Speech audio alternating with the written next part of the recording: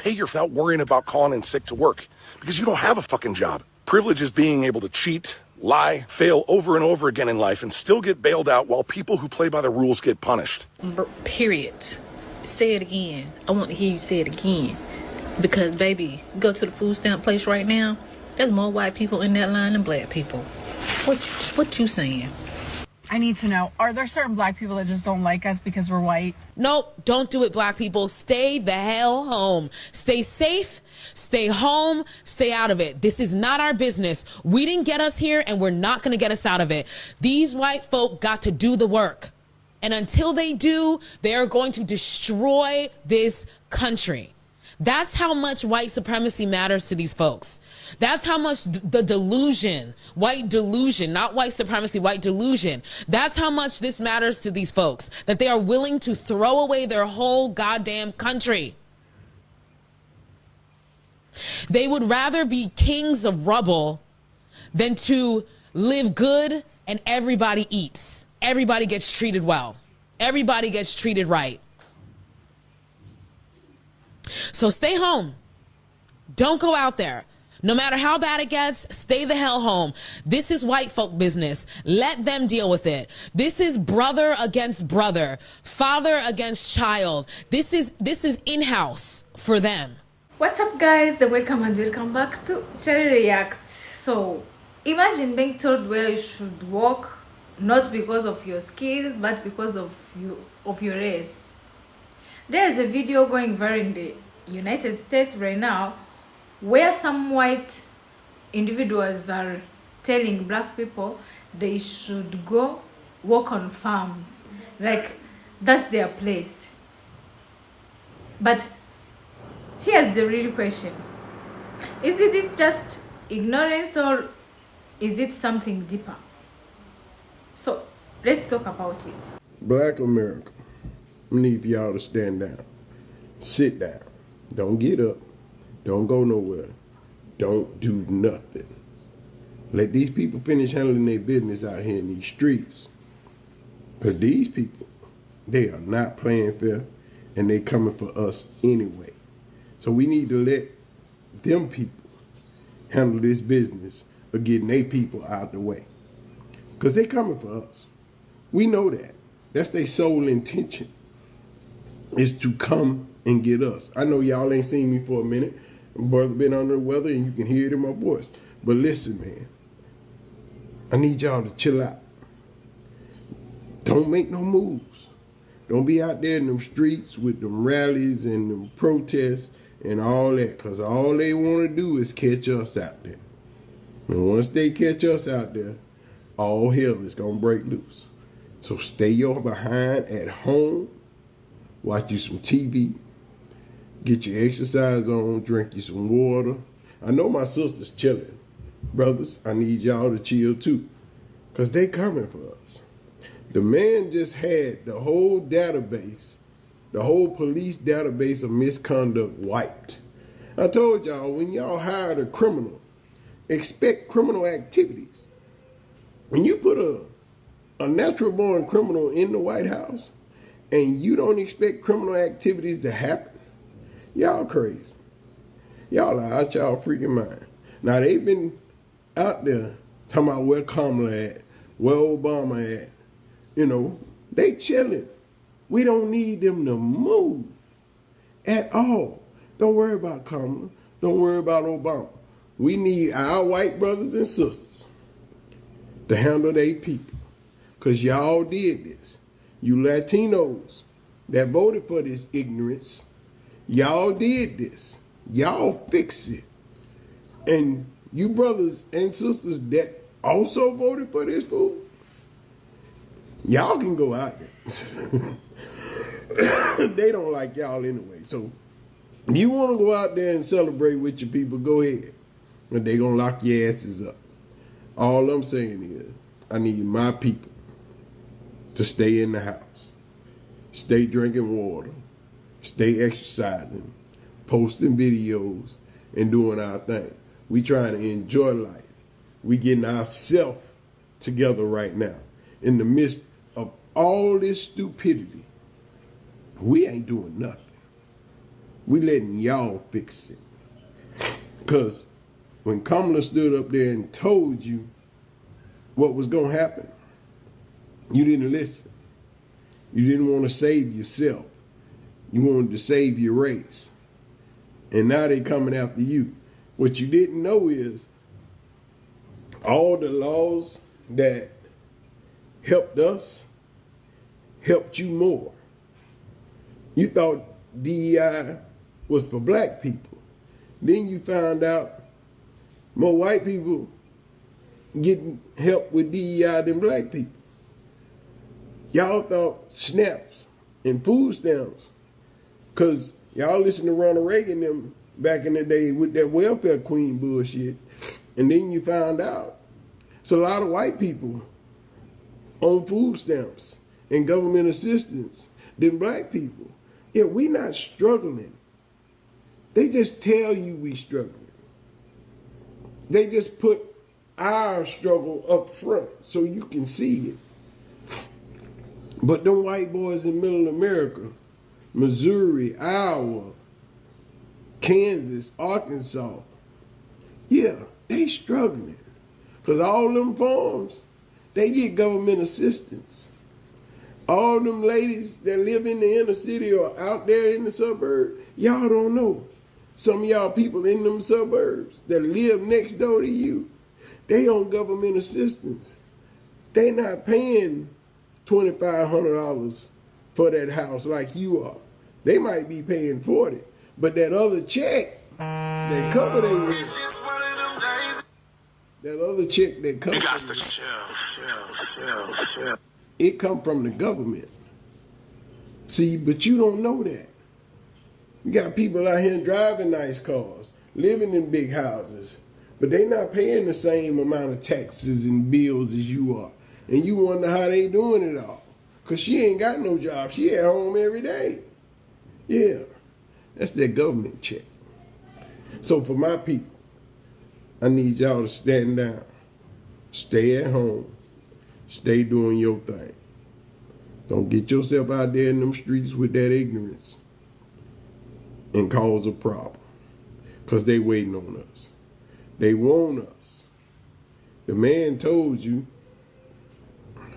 the qualified immunity for the police is going to be permanent. He trying to hook the police up. And who you think they coming after once they get hooked up? They coming after us. I told y'all. They ain't but two ways for them to get rid of us. It's to lock us up or to kill us. They can't send us nowhere. Because this ours. We built this. Our people did this. So if y'all don't know, don't take your ass out there. You ain't seen Tim Scott and Byron Donaldson up on TV looking for their daddy because they found out too, they don't like you no more either. Dumbasses. Y'all stay at home. Stay safe. Stay 100. People in real time come on this platform with the realization that SNAP benefits is the same thing as food stamps and EBT. It's quite comedic.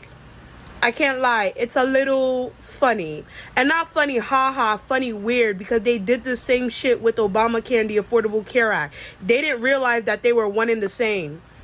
Just two different names. SNAP, Supplemental Nutrition Assistance Program, EBT, food stamps, they're all the same, just different. You know, one is just like the government official name. I don't know. That's the thing about racism and being racist. It's a sickness. It's a disease that's generational, if we're being quite frank.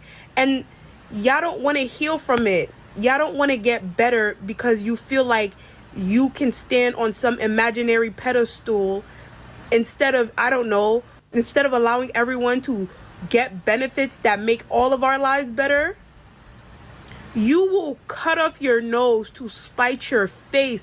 You will shoot yourself in the foot in the name of making things difficult for a demographic that you just don't like, for something that they can't change, their skin. But then you don't realize you're hurting yourself too. And a lot of these politicians, the only color they care about is green. money is their god. Money is who they serve. I don't know what more you need to understand, that it's not like a left and right thing. Yes, most of the time, unfortunately, because we do live in America, it is a black and white thing, but it's also like an up and down thing. A lot of y'all, especially white people, need to realize that you are the third estate. You are the proletariat. You're not the bourgeoisie. That's not how that works. But again, your racism that y'all don't want to get rid of, that y'all don't want to let go of because it makes you feel better about yourself, has now caused all of this to come full circle. I don't know, like, why are y'all mad? Y'all voted for this. And then saying y'all didn't vote for this is kind of crazy. Y'all gotta stop saying I didn't know. That's not a valid excuse. We have Google. There are so many different platforms for you to obtain information from. I don't know is not good enough. You voted for it. You wanted that man in there. And he don't care about y'all. He don't care about none of us. We're not in his circle. Why do y'all really, like, you see how much of a nasty sickness racism is? It's caused all of this BS. And y'all can't cure yourselves until y'all face reality and admit that you're sick.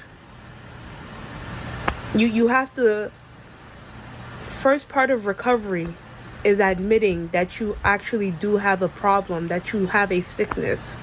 You know, so let's start from there. But okay, I want to take a moment to say thank you to Donald Trump, not out of praise, but out of truth.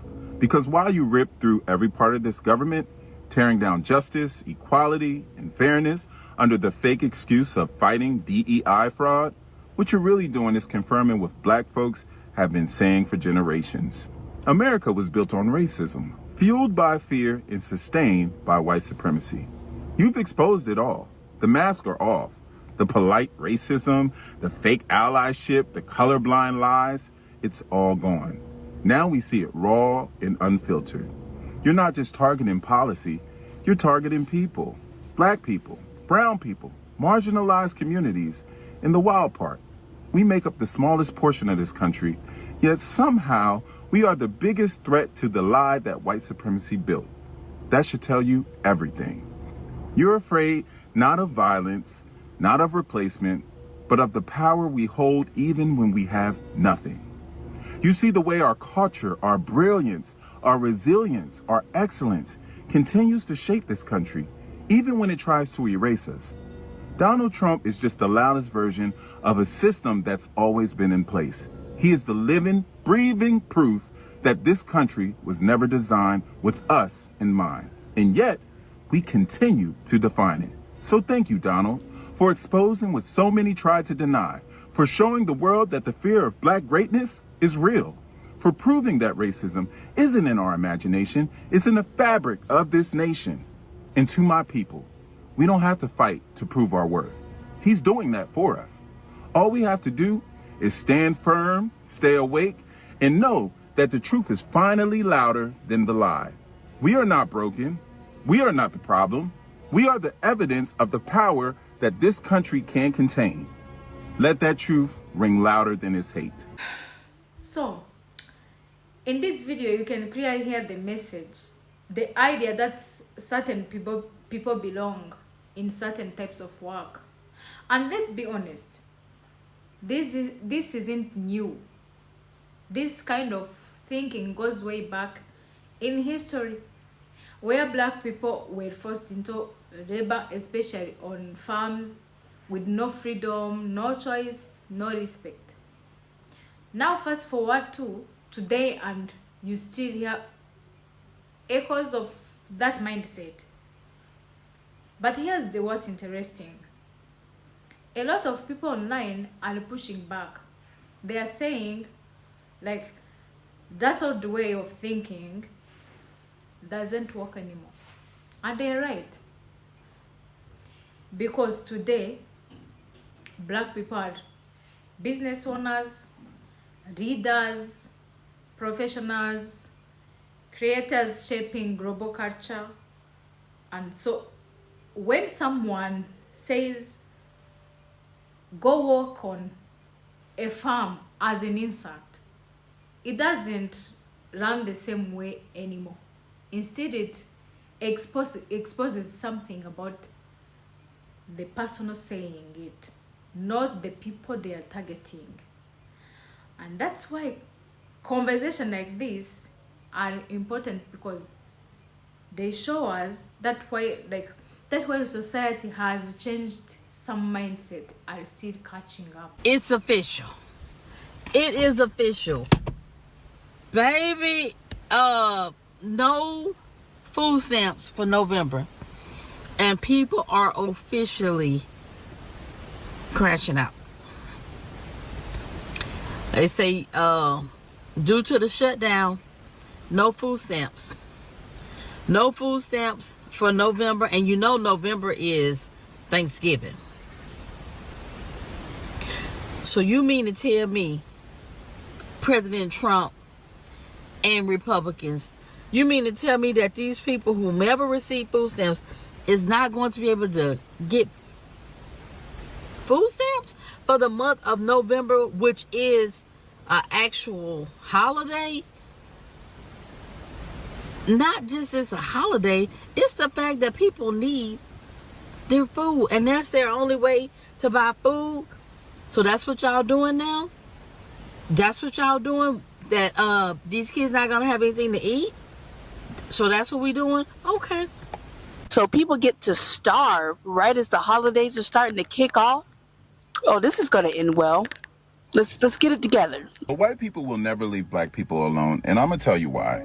White society's obsession with black people isn't new. It's centuries old. If you think about slavery, colonialism, and exploitation, from the start, white wealth in America was built off the backs of black bodies. Sugar, cotton, tobacco, rice. This wasn't just economics. It was a system where white people's very identity was shaped around controlling and owning and watching black bodies. But here's the wild contradiction in all of this, right? While trying to dehumanize us, white culture has always been obsessed with us, right?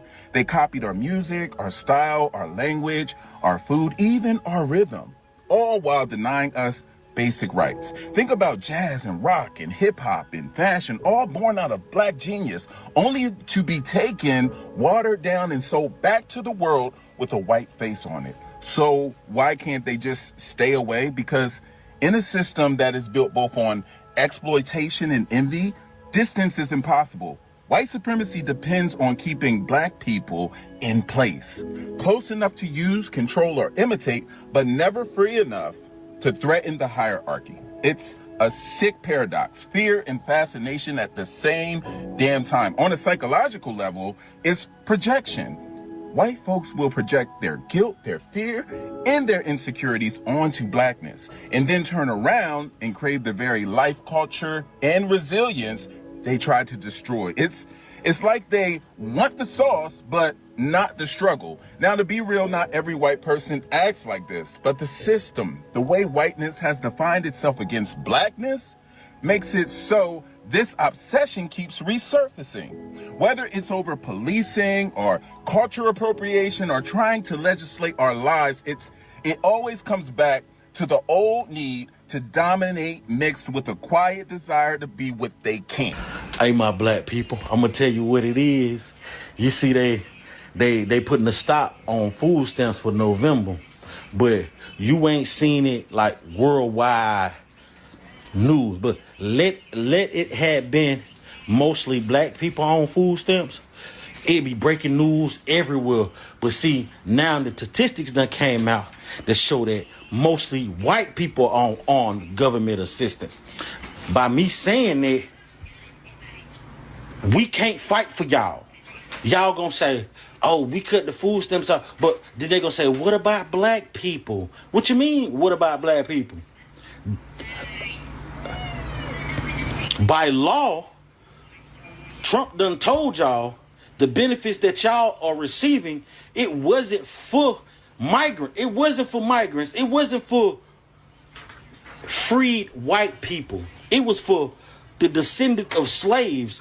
Those benefits was for. But since the government said we're not going to help one particular group, they've been doing it, we're going to say we're going to pass this bill for all people. And since the government made it for all people, because all white people didn't fight through slavery. You feel me? All white people didn't fight through the Jim Crow era. All white people did not fight with the Black Panthers during that time to get those bills passed. So now, white people sitting back. I'm going to tell you why white people sitting back, y'all. Because they're waiting for black people to say, oh, yeah. They always wait for us to fight their battles. Don't fight their battles this time. If Trump let that shit cut off, let it get cut off. Because we've been struggling. We bologna, oodles and noodles, Vienna winnings, canned sardines, canned tuna. We've been eating shit like that since we've been young. You feel me? Now, I guess we finna go back to that shit.